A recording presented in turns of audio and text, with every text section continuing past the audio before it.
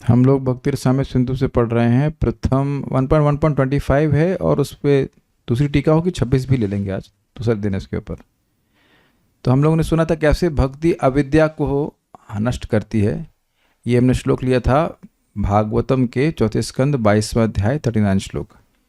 यत्पाद पंकज पलाश विलास भक्त्या कर्माशयं ग्रथितमुद्ग्रथयन्ति सन्तः तद्वन्न रिक्तमतयो यतयोऽपि रुद्ध स्रोतो, ये स्पेलिंग मिस्टेक है, श्रो नहीं होनी, स्रोतो ना चाहिए, स्रोतो गणास्तमरणं भज वासुदेवम। तो यहाँ पे 4 कुमारों में से एक कुमार शायद संत कुमार कहते हैं, ये पृथु महाराज कह रहे हैं, यदपाद पंकज, जिन भगवान के चरण कमलों के पलाश अर्थात उनकी जो उंगली दल हैं उसके विलास, उसकी जो कांति वर्धित होती है वैसी वर्धित भक्ति के द्वारा कर्माशयम, जो कर्माशय है,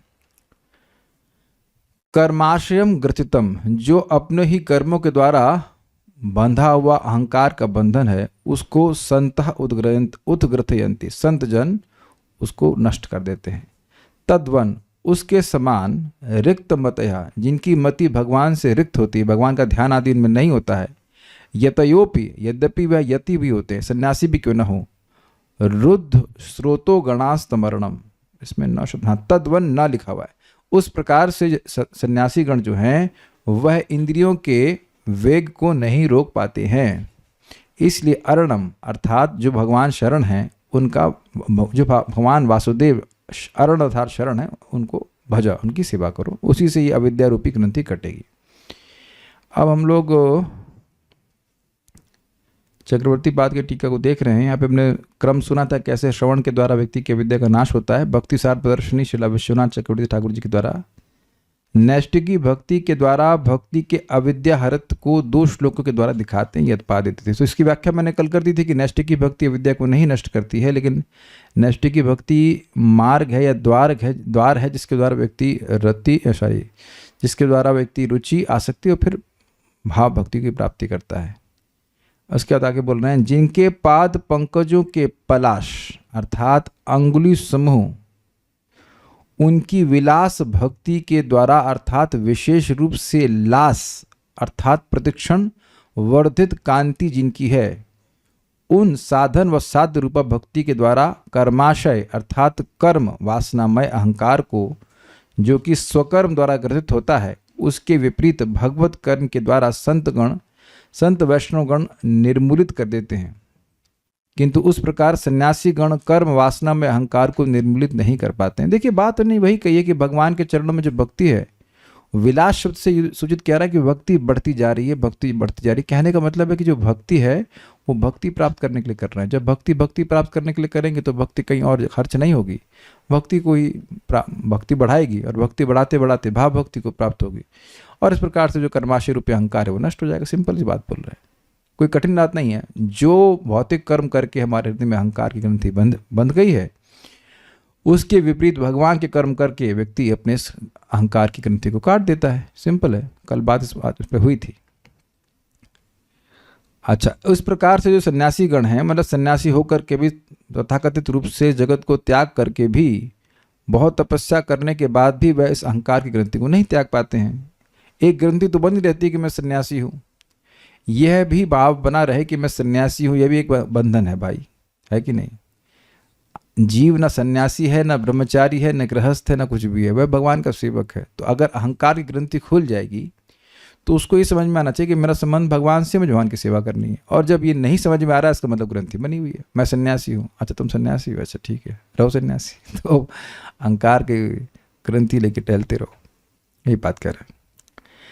कारण वे लोग रिक्त अर्थात निर्विषय मति होने से धनहीन की तरह होते हैं। जैसे कोई धन जिसके पास ना हो तो वो कुछ खरीद ही नहीं पाएगा। तो कह रहे रिक्त मति मतलब जैसे उनके पास कोई धन ही नहीं है, अर्थात वे सब बुद्धिहीन और असंत अवैष्णव होते हैं। तो रिक्त मति मतलब उनके पास खाली दिमाग है ही नहीं। आसान प्रोसीजर जिसके द्वारा भगवान की प्राप्ति हो जाए उसको नहीं करते, उसको त्याग देते हैं और व्यर्थ का परिश्रम करते हैं। इस बात को ब्रह्मा जी भी डांट लगाए हैं।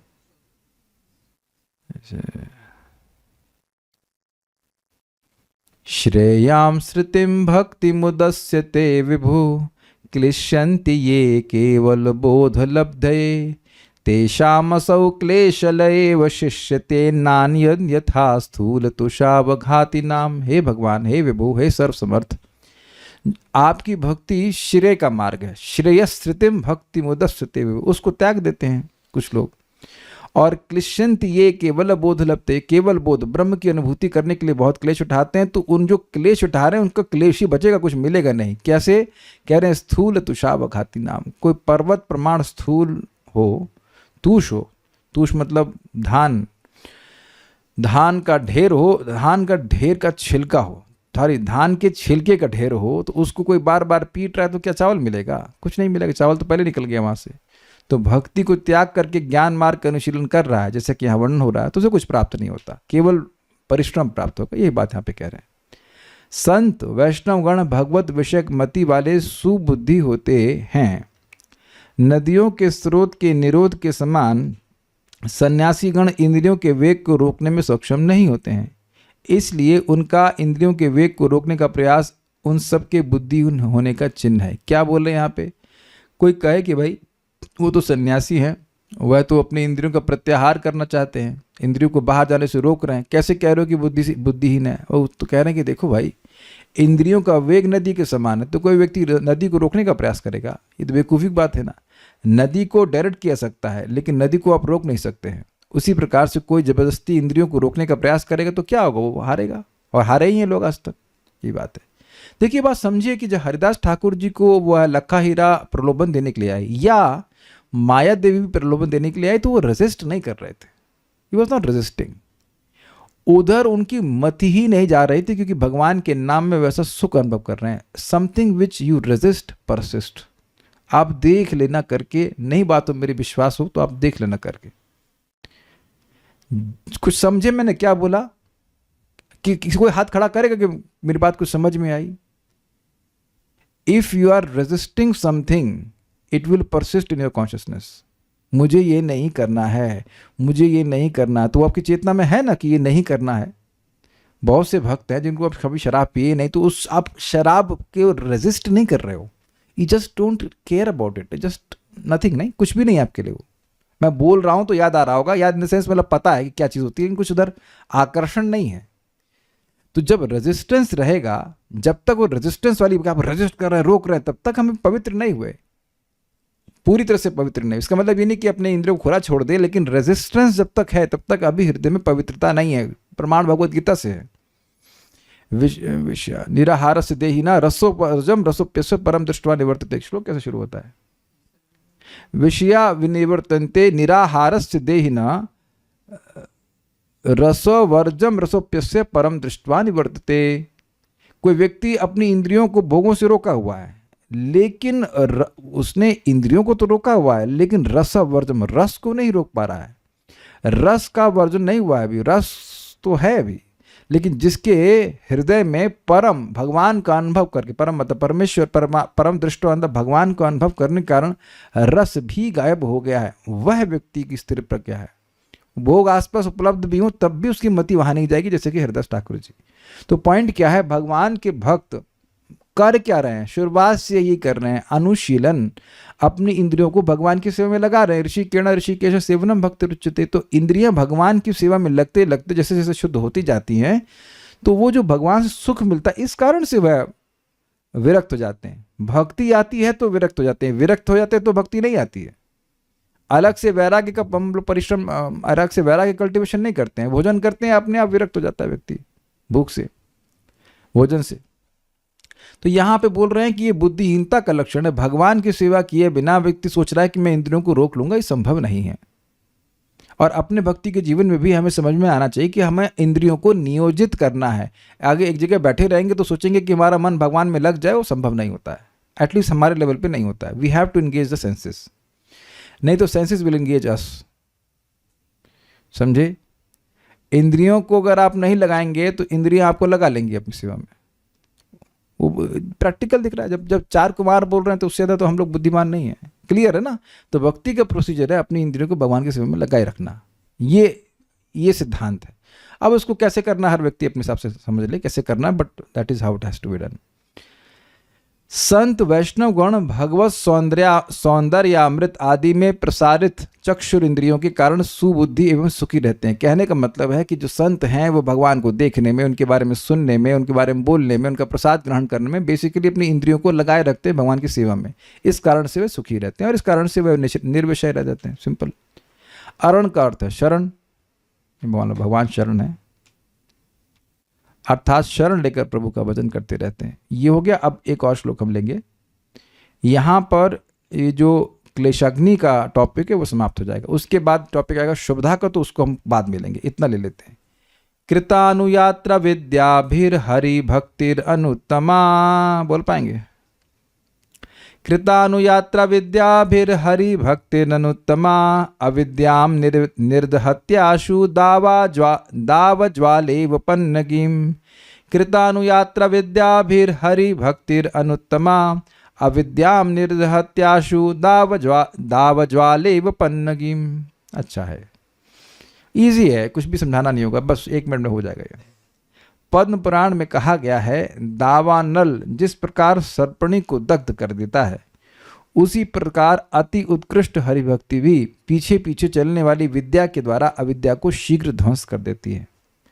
अब ये थोड़ा समझना होगा कि ये शब्द क्या आए। देखिए, माया की 3 विभाजन है। एक है विद्या, दूसरा अविद्या और तीसरा है प्रधान। तो प्रधान से सारी वस्तुओं का समान आता है, इसे कहते हैं उपादान कारण। अविद्या से होता यह है कि जो जीव पूरी तरह चिन्मय है वह अपने स्वरूप को भूलकर प्राधानिक सृष्टि अर्थात वो वस्तुएं जो प्रधान से आई, जैसे मेरा देह, हमारा देह, सबका देह, ये प्रधान से, इसमें अहम भाव कर लेता है। लैंग्वेज समझ में आ रही सबको? तो जो अविद्या का कार्य है उसके जस्ट अपोजिट विद्या का कार्य होगा। विद्या के द्वारा व्यक्ति अपनी पहचान देह से नहीं करने लगता है, लेकिन ये स्पिरिचुअल नहीं है, ये जस्ट अविद्या का अपोजिट है। सतोगुण की वृत्ति कह लीजिए। सतोगुण की वृत्ति, देखिए रजोगुण और तमोगुण बढ़ता है तो व्यक्ति का भाव ये होता है कि वह देह है, और विद्या अर्थात सतोगुण की वृत्ति होती है तो व्यक्ति समझता है कि वह देह नहीं है, ये समझ में आता है। लेकिन विद्या शक्ति यह नहीं प्रस्तुत कर सकती कि तो अब हैं कौन। ये भाव नष्ट हो जाएगा कि मैं क्या नहीं हूं, मैं देह नहीं हूं, ये बात स्थापित हो जाएगी। व्यक्ति इंद्रिय तृप्ति नहीं करेगा, दैट्स गुड, लेकिन ये नहीं स्थापित हो पाता है कि मैं हूं कौन, मेरा कृष्ण से क्या संबंध है। तो भगवान की भक्ति हम विद्या प्राप्त करने के लिए नहीं कर रहे हैं, अर्थात अविद्या नाश करने के लिए नहीं कर रहे हैं। अविद्या का नाश एक गौण फल है। हम भगवान की भक्ति भगवान की भक्ति को प्राप्त करने के लिए भक्ति करते, इसीलिए कहते हैं अति उत्कृष्ट हरि भक्ति। साधना के लेवल पे भी, क्षमा कीजिएगा, साधना भक्ति ही सर्वश्रेष्ठ है। साधनाओं के में जितनी भी साधना है उसमें सर्वश्रेष्ठ साधना है साधना भक्ति, और उसको तभी साधना भक्ति कहते हैं जब उसका लक्ष्य भाव भक्ति हो। तो उसका लक्ष्य अविद्या का नाश नहीं है। ये सब कुछ क्लियर समझ में आ रहा है आपको? अविद्या का नाश होना ये साइड प्रोडक्ट है, वो हो ही जाता है। ज्ञानी जन अविद्या का नाश करके विद्या को कल्टीवेट करते हैं, सतोगुण को बढ़ाते हैं, ताकि उनका ये जो देह अध्यास है कि मैं देह हूं, ये भावना नष्ट हो जाए। लेकिन हम केवल देह अध्यास को नष्ट नहीं करना चाह रहे हैं, हम ये जानना चाह रहे हैं कि मैं कौन, हमारा संबंध भगवान से क्या है, और ये सब भक्ति प्राप्त करने के द्वारा होगा। भाव भक्ति के स्तर पर प्रकट होता है। तो भाव भक्ति प्राप्त करने के चक्कर में व्यक्ति भक्ति कर रहा है, लेकिन अब विद्या शक्ति उसके पीछे पीछे चलती है और न उधर ध्यान नहीं है उसका कि विद्या मिले ना मिले उससे कोई मतलब नहीं है, लेकिन अपने आप मिल जाती है। ये समझे बात? क्या क्लियर हो गया? अब वो विद्या शक्ति वैसे ही अविद्या को नष्ट करती है जैसे जंगल की आग जंगल में रहने वाले सर्पों को नष्ट कर देती है। अब एक प्रश्न हो सकता है कि अविद्या की तुलना सर्पणी से क्यों कर रहे हैं? तो आपको याद होगा समझाया गया था कि कोई सर्पणी है और वह किसी को डस लेती है तो उसे मीठी चीज़ें कड़वी लगती हैं। उसी प्रकार अविद्या से ग्रसित जीव को भगवान से संबंधित वस्तुएं लगती हैं कड़वी। तो अविद्या का नाश होने लगता है, इसका मतलब धीरे धीरे करके उसकी भक्ति में रुचि भी जागृत होने लगती है। ये बात यहाँ पे ध्वनित है। दावज्वालेव, दावज्वालेव मतलब दावानल, जिस प्रकार, दावानल मतलब जंगल की आग, पन्नगीम सर्पणी को, निर्दहते आशु बहुत शीघ्र दग्ध कर देता है, शीघ्र जोड़ लीजिएगा, उसी प्रकार अन उत्तमा अति उत्कृष्ट मतलब शुद्ध भक्ति, हरि भक्ति भी कृतानुयात्रा, कृतानुयात्रा मतलब अपने पीछे पीछे चलने वाली भक्त, जो पीछे चल रहा हो आपका लक्ष्य कैसे हो सकता है, जो हमारे पीछे चल रहा हो वो हमारा लक्ष्य नहीं हो सकता है, लक्ष्य हमारे आगे होता है। तो भक्ति का उद्देश्य भक्ति होता है, ना कि विद्या। इसीलिए यहाँ पे क्या कह रहे हैं, कृता अनुयात्रा, अनु मतलब पीछे चलने वाला, जो उनके पीछे यात्रा करती है। कौन? विद्या शक्ति। विद्या शक्ति भगवान की भक्ति के पीछे चलती है, ठीक है ना। तो विद्या भी यानी विद्या के द्वारा अविद्या, अविद्या को शीघ्र ध्वंस कर देती है, मतलब अविद्या को नाश करने का कार्य भक्ति देवी की असिस्टेंट करती है। भक्ति देव को उसे मतलब भी नहीं है, अरे भाई वो जरा तुम सब्जी काट देना ये काम कर देना, वो काम कर देना। तो विद्या देवी भक्ति के पीछे पीछे चलती हैं, वो अविद्या का नाश अपने आप करती हैं। इसीलिए भगवान की भक्ति करते करते करते व्यक्ति को अपने आप अनुभव होने लगता है कि वह किस प्रकार से देह नहीं है, उसको अलग से कुछ करने की जरूरत नहीं। प्रभुपाद स्पष्ट कहते हैं, devotional service automatically brings the feeling of liberation.